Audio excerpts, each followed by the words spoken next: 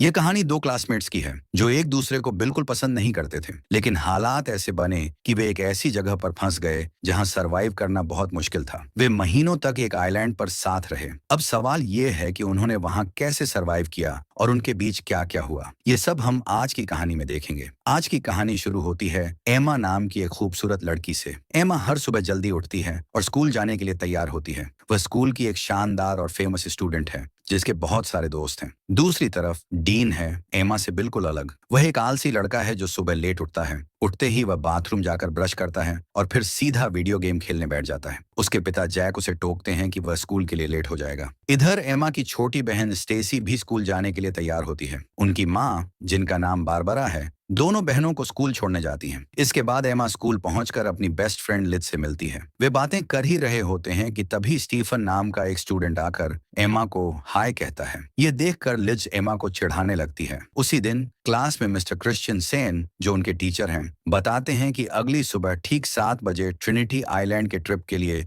बस रवाना होगी। वे आगे जानकारी दे ही रहे होते हैं कि तभी एमा लेट होकर क्लास में आती है। उसके पीछे ही डीन भी आता है और आते ही एमा से टकरा जाता है। वह मजाक में उसे शहजादी कहकर सॉरी बोलता है। जब मिस्टर क्रिश्चियन सेन ट्रिप के बारे में और जानकारी दे रहे होते हैं तो लिज एमा से कहती है कि डीन भी इस ट्रिप पर जा रहा है और यह सब उसके पिता के पैसों की वजह से हुआ है। फिर वह डीन को देखकर मुंह बनाती है। लंच के समय लिज अपने दोस्तों को बताती है कि सुबह एमा और स्टीफन के बीच क्या हुआ था। वह मजाक में कहती है कि ट्रिप के दौरान उन्हें 1 हफ्ता मिलेगा ताकि एमा और स्टीफन को और करीब लाया जा सके। लेकिन एमा यह सब सुनकर कहती है कि उन्हें इन बातों को छोड़कर ट्रिप पर ध्यान देना चाहिए। जब वे सभी बातें कर रहे होते हैं तभी एमा की नजर डीन पर पड़ती है जो चाकू से सेब काट रहा था। थोड़ी देर बाद मिस कोलियर, जो स्कूल की टीचर हैं, डीन के पास आकर उसे स्कूल में चाकू लाने के लिए डांटती हैं और फिर उसे प्रिंसिपल के ऑफिस में ले जाती हैं। फिर लिज अपने दोस्तों से कहती है कि एमा को डीन जैसे लड़कों से दूर रहना चाहिए, खासकर जब स्कूल का एक पॉपुलर लड़का स्टीफन उसे पसंद करता है। अगली सुबह एमा ट्रिप के लिए तैयार होती है और अपने माता पिता बारबरा और फिल को धन्यवाद देती है कि उन्होंने उसे जाने दिया।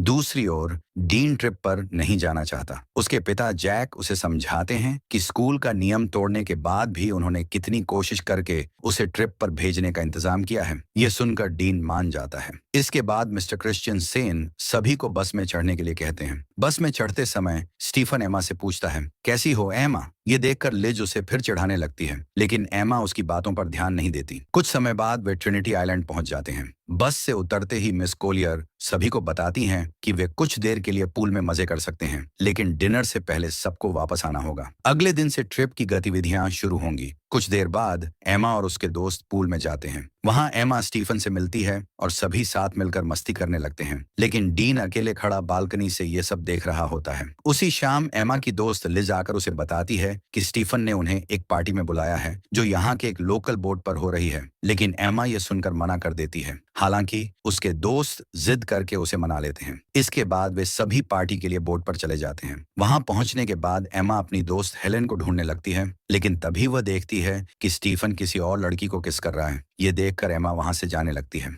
उसी समय पास में खड़ा डीन भी ये सब देख रहा होता है। डीन एमा से कहता है, तुम्हारा बॉयफ्रेंड तो मजे कर रहा है। इस पर एमा जवाब देती है, तुम्हें इन सब से कोई मतलब नहीं होना चाहिए। अचानक वहां पुलिस आ जाती है क्योंकि उन्हें खबर मिली थी कि स्टूडेंट्स इस पार्टी में ड्रग्स ले रहे हैं। पुलिस सभी को बोट के सामने की तरफ आने के लिए कहती है। तभी अचानक एमा का पैर फिसल जाता है और वह पानी में गिर जाती है। डीन यह देख लेता है और तुरंत उसे बचाने के लिए पानी में कूद जाता है। वह एमा को बचाकर एक छोटी बोट में ले जाता है। ये छोटी बोट बड़ी बोट की रस्सी से बंधी हुई थी, लेकिन डीन उस रस्सी को काट देता है। एमा हैरानी से पूछती है, तुमने रस्सी क्यों काटी? डीन जवाब देता है, मुझे पुलिस के झंझट में नहीं पड़ना। वह आगे कहता है कि पुलिस के जाने के बाद वे वापस बड़ी बोट तक पहुंच जाएंगे, लेकिन थोड़ी ही देर में वह बोट उनसे काफी दूर चली जाती है। इसी दौरान मौसम खराब होने लगता है और तूफान आने वाला होता है। डीन देखता है कि उनकी बोट में मोटर ही नहीं है। तभी अचानक उनके सामने एक बड़ी लहर आती है और दोनों बोट को कसकर पकड़ लेते हैं। इसके बाद सुबह हो जाती है। लहरों के बहाव में उनकी बोट अरेबियन सागर के बीच पहुंच चुकी थी।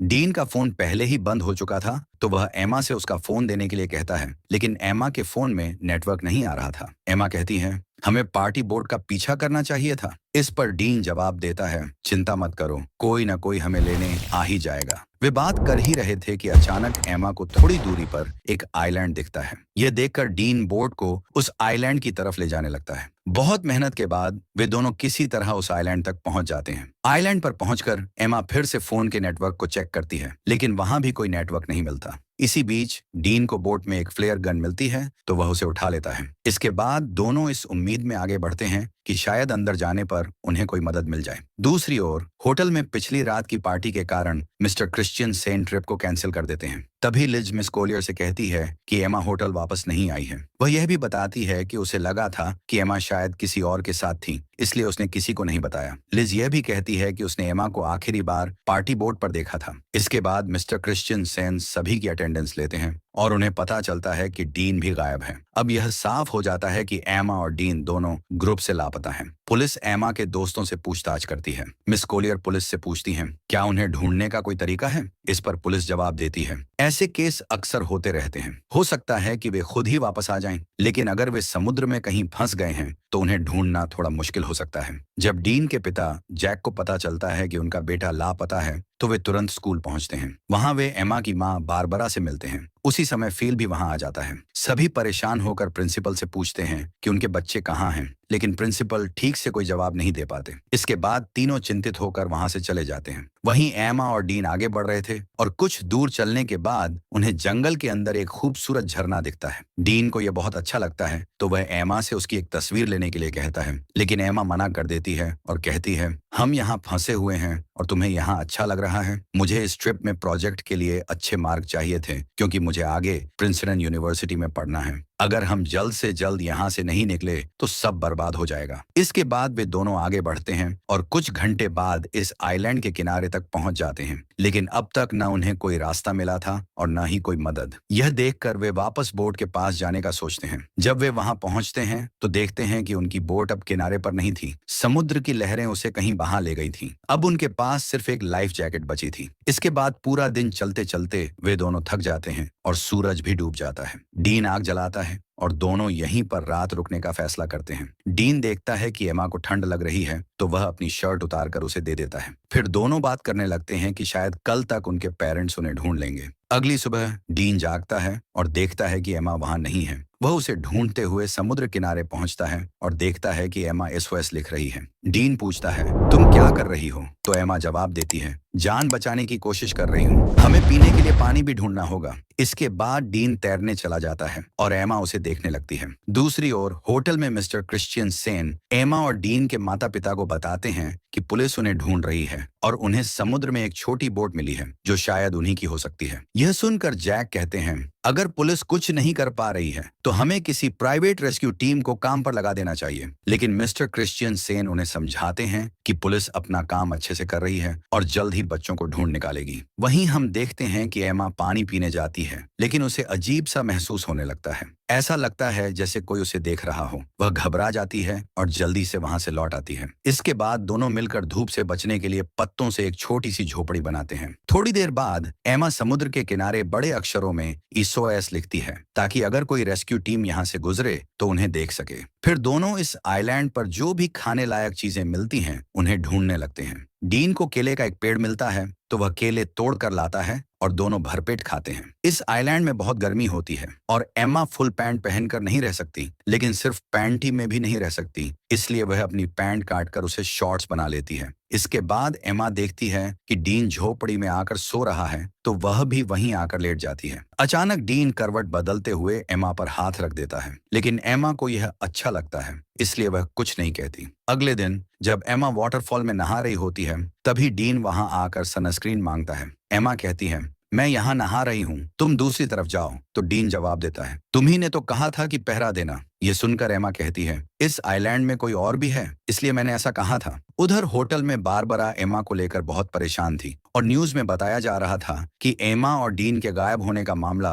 अब आधिकारिक हो गया है। पुलिस को लगता है कि वे दोनों अब जिंदा नहीं हैं, इसीलिए अब वे सिर्फ उनकी लाशें ढूंढ रहे हैं। उधर फील घर जाने के लिए तैयार हो रहा था क्योंकि एमा की छोटी बहन स्टेसी घर में अकेली थी, लेकिन बारबरा अभी भी पूरी तरह से टूटी हुई थी। तब फिल बारबरा को दिलासा देता है और कहता है, एमा मिल जाएगी। यह कहकर वो उसे गले लगा लेता है। है। अगले दिन जैक बारबरा के साथ हेलीकॉप्टर लेकर एमा और डीन को ढूंढने निकल पड़ता है। दूसरी तरफ आइलैंड में शाम होने वाली थी और एमा डीन से अपने परिवार को बहुत याद करने की बात कर रही थी। तभी डीन को वहां किसी इंसान की खोपड़ी मिलती है। एमा यह देखकर बहुत डर जाती है और कहती है, शायद यह भी हमारी तरह यहाँ फंस गया होगा और इसकी यह हालत हो गई। कहीं हमारी हालत भी ऐसी ना हो जाए। डीन उसे सांत्वना देते हुए कहता है, ये कोई मछुआरा या फिर कोई स्मगलर होगा जो यहाँ आकर मर गया होगा, लेकिन हमारे पीछे हमारे पेरेंट्स हैं और हम यहाँ अकेले नहीं हैं। वह उसे विश्वास दिलाता है कि अगर हम एक दूसरे के साथ ऐसे ही देते रहेंगे तो हम यहाँ कभी नहीं मरेंगे और एक दिन जरूर घर लौटेंगे।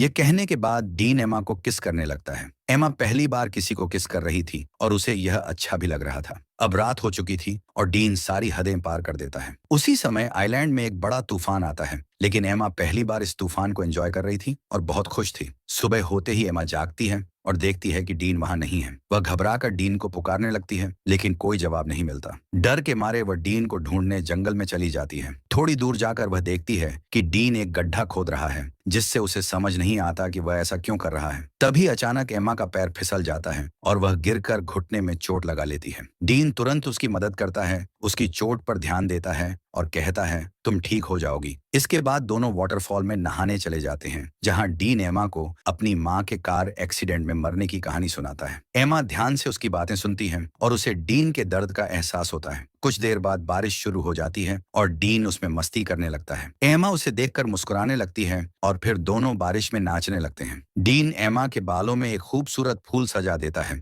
जिससे एमा शर्मा जाती है। फिर वह डीन से कहती है, मुझे फिर से तूफान के मजे लेने हैं। ये सुनकर डीन एक बार फिर तूफान लाने की तैयारी करने लगता है। दूसरी तरफ न्यूज में बताया जाता है कि एमा और डीन के लापता होने को 1 महीना बीत चुका है। पुलिस को अब यकीन हो गया है कि वे जिंदा नहीं हैं, इसीलिए उन्होंने आधिकारिक रूप से उनकी तलाश बंद कर दी है। लेकिन एमा के दोस्तों को अभी भी लगता है कि वे दोनों जिंदा हैं। बारबरा को भी अपनी बेटी के जिंदा होने की उम्मीद बनी रहती है, इसलिए वह जैक के साथ हेलीकॉप्टर लेकर फिर से एमा और डीन को ढूंढने निकल जाती है। वे लोगों में पर्चियां बांटते हैं, जिनमें एमा और डीन की तस्वीरें और जानकारी होती हैं, लेकिन इतनी कोशिशों के बावजूद कुछ हाथ नहीं लगता। इसके बाद जैक बारबरा से कहता है, हमने सब कुछ कर लिया, लेकिन वे नहीं मिले। अब शायद हमें घर लौट जाना चाहिए। ये सुनकर बारबरा बेहद उदास हो जाती है और घर लौट जाती है। डीन एमा को एक रहस्यमयी हरी रोशनी के बारे में बताता है, जिसके बारे में उसकी माँ ने उसे बताया था। वह कहता है कि यह रोशनी सूरज डूबने के समय दिखती है, लेकिन उसने इसे आज तक कभी नहीं देखा। इस बीच उनकी आइलैंड पर जिंदगी के कई हफ्ते और बीत जाते हैं। वे समुद्र में नहाते हैं, प्राकृतिक सुंदरता का आनंद लेते हैं और धीरे धीरे एक दूसरे के और करीब आ जाते हैं। जब भी उन्हें मन करता, वे तूफान और भूकंप के मजे लेते। एक दिन एमा डीन से पूछती हैं, तुमने पहली बार कैसे किया था और वह कौन थी? डीन बताता है कि जब वह स्कूल में था, तब उसकी एक दोस्त थी जो उससे उम्र में बड़ी थी। चूंकि एमा के लिए यह सब पहली बार था, तो डीन उससे पूछता है, तुम्हें कैसा लगा? एमा हंसते हुए कहती है, अच्छा था, लेकिन तूफान की वजह से गलत जगहों पर रेत चली गई। फिर वह कहती है, मुझे और अनुभव चाहिए। तो डीन मुस्कुराकर कहता है, ठीक है। कुछ दिनों बाद दोनों जंगल में फल लाने के लिए जाते हैं। डीन थोड़ा आगे जाकर फल तोड़ने लगता है, तभी आसमान में एक प्लेन की आवाज सुनाई देती है। घबराकर दोनों खुली जगह की ओर भागते हैं। डीन जल्दी से एमा के बैग में फ्लेयर गन ढूंढने लगता है ताकि प्लेन को सिग्नल दे सके, लेकिन फ्लेयर गन नहीं मिलती और तब तक वह प्लेन बहुत दूर चला जाता है। इसके बाद एमा फिर से फ्लेयर गन ढूंढने लगती है, लेकिन उसे भी वह नहीं मिलती। उसे महसूस होता है कि इस आइलैंड पर कोई और भी है जो उनकी चीजें चुरा रहा है। समय बीतता जाता है, लेकिन उनके ऊपर से सिर्फ एक ही प्लेन गुजरा था। कोई भी उन्हें बचाने नहीं आया। वे दोनों झोपड़ी में बैठकर बात करने लगते हैं कि शायद अब उन्हें घर वापस जाने की उम्मीद छोड़ देनी चाहिए और इसी जंगल में एक दूसरे के साथ जिंदगी बिताने का फैसला कर लेना चाहिए। तभी अचानक डीन को जंगल में किसी जानवर की आवाज सुनाई देती है। वह उसे देखने के लिए जंगल में चला जाता है। एमा चिंता में उसके पीछे जाती है। आगे जाकर डीन देखता है कि वहां एक खतरनाक ब्लैक पैंथर खड़ा है। पैंथर को देखकर डीन तेजी से भागने लगता है। भागते भागते वह अचानक जमीन पर गिर जाता है। एमा भी भागती हुई उसके पास पहुंचती है और देखती है कि डीन के हाथ में खून से लथपथ एक चाकू है। उसके सामने ब्लैक पैंथर मरा पड़ा है। एमा और डीन के सभी दोस्त और माता पिता धीरे धीरे उनके बिना ही अपनी जिंदगी आगे बढ़ाने लगते हैं, जबकि एमा और डीन ने भी आइलैंड पर जीना सीख लिया था। अब उन्हें कोई बचाने आएगा, इसकी उम्मीद खत्म हो चुकी थी। उन्होंने शिकार करना, झोपड़ी बनाना और आइलैंड पर रहने के तरीके सीख लिए थे और अब वे यही अपनी दुनिया मानकर एक दूसरे के साथ खुश रहने लगे थे। लेकिन एक दिन एमा को अचानक उल्टी होने लगती है, जिससे डीन घबरा जाता है और पूछता है, क्या तुम प्रेग्नेंट हो? तो एमा हंसकर कहती है, नहीं, उल्टी बस वैसे ही हो गई थी। इसके बाद एमा अच्छा महसूस करने के लिए डीन के पास लेट जाती है। दोनों आपस में बातें कर रहे होते हैं। तभी अचानक एमा की खोई हुई चीजें ऊपर से गिरने लगती हैं। जैसे ही वे ऊपर देखते हैं तो एक पेड़ पर एक बंदर बैठा होता है जो उनके सामान नीचे फेंक रहा था। उन्होंने देखा कि बंदर के हाथ में वही फ्लेयर गन थी जो डीन को उस दिन नहीं मिली थी। तब एमा बंदर को एक केला दिखाती है जिसे देखते ही वह गन नीचे फेंक देता है। ठीक उसी वक्त उन्हें ऊपर से एक हेलीकॉप्टर की आवाज सुनाई देती है। दोनों तुरंत खुली जगह की तरफ भागते हैं और एमा जल्दी से फ्लेयर गन लोड करके फायर करती है। हेलीकॉप्टर वाले उन्हें देख लेते हैं और बचाने के लिए नीचे आते हैं। आखिरकार 3 महीने के बाद दोनों वापस लौट आते हैं और एयरपोर्ट पर उनके दोस्त और परिवार वाले उन्हें देखकर बहुत खुश हो जाते हैं। इसके बाद उनके माता पिता उन्हें अपने अपने घर ले जाते हैं। रात को डीन एमा से मिलने उसके घर आता है और दोनों बात करने लगते हैं कि घर वापस आकर कितना अजीब लग रहा है। डीन एमा को किस करने के लिए झुकता है, लेकिन एमा मुस्कुराकर पीछे हट जाती है और कहती है, हर 10 मिनट में मेरे मम्मी पापा मुझे देखने आ रहे हैं, इसीलिए तुम्हें अभी जाना चाहिए। इसके बाद एमा कहती है, मेरे आने की खुशी में मेरे पेरेंट्स ने एक पार्टी रखी है और तुम्हें भी उसमें आना होगा। अगले दिन पार्टी में सब लोग इकट्ठा होते हैं, जहां एमा के माता पिता अपने बच्चों के लौटने की खुशी में सबको कुछ कहने लगते हैं। इस दौरान स्टेसी डीन से पूछती है कि वह सबके साथ क्यों नहीं घुल मिल रहा, तो डीन जवाब देता है कि उसे लोगों के बीच रहना ज्यादा पसंद नहीं है। इसके बाद डीन एमा को इशारा करता है कि वह उसके साथ चले, लेकिन एमा उसे अनदेखा कर देती है। ये देखकर डीन चुपचाप पार्टी से चला जाता है। इसके बाद सब कुछ फिर से पहले जैसा हो जाता है।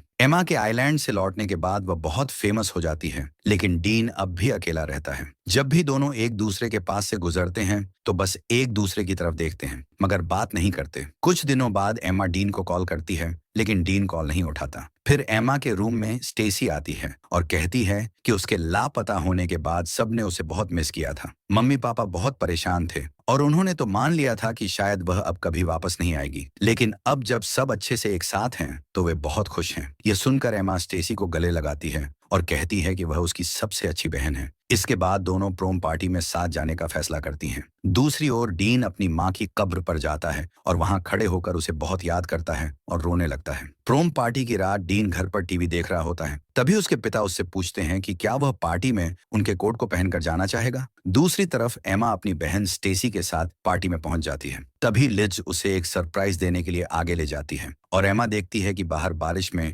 डीन कोट पहनकर खड़ा है और उसका इंतजार कर रहा है। यह देखकर एमा को आइलैंड की सारी यादें ताजा हो जाती हैं। इसके बाद वह पार्टी से बाहर जाती है, डीन के पास पहुंचती है और दोनों बहुत खुश होकर एक दूसरे को किस करने लगते हैं। इसी सीन के साथ यह कहानी खत्म हो जाती है।